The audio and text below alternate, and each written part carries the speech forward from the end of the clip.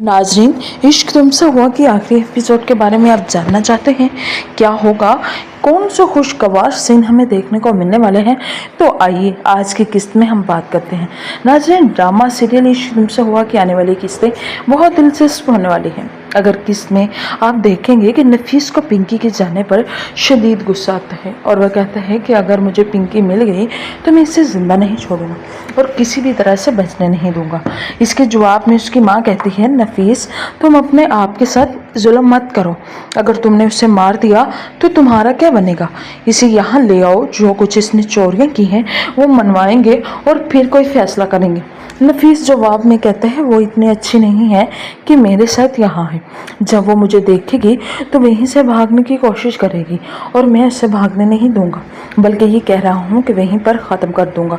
इस पर फातिमा कहती है, नफीस भाई, इसने सबसे बड़ा झूठ बोला है, वो माँ बनने वाली है। अब आप ही बताएं कि इसने आपके साथ ऐसा क्यों किया? चलो हमारे साथ तो इसने सब कर लिया, इस चीज़ को मानते हैं। आखिर कौन सी ऐसी औरत है जो इतना बड़ा झूठ बोलती है और माँ बनने वाली है?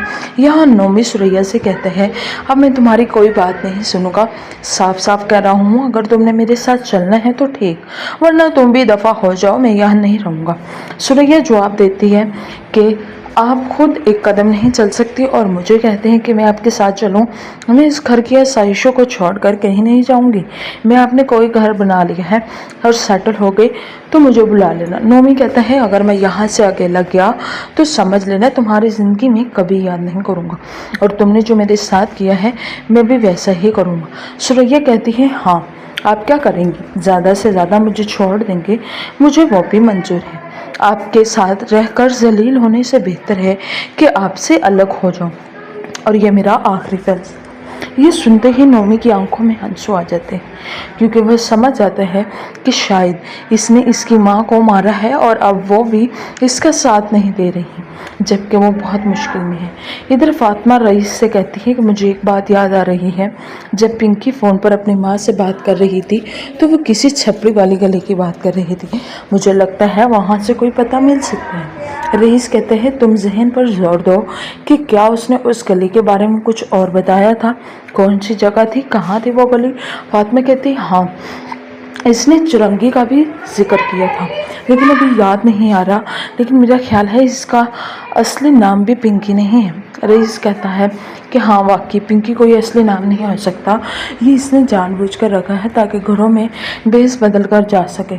नफीस कहता है, मैं भी तुम्हारे साथ चलूँगा और मैं भी वहीं उससे पकड़ूँगा जिसने हमारे साथ इतना बड़ा धोखा किया है। इस पर पूरी फ्रॉडी प्लानिंग है, मैं तुम्हारे साथ रहूँगा।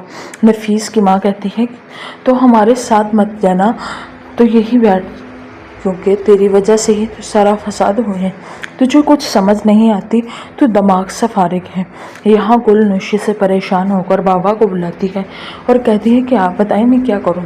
नौशी जिस तरह की हरकतें कर रही है वो मेरे और मेरे होने वाले बच्चे के लिए बहुत नुकसान पैदा करने वाली है।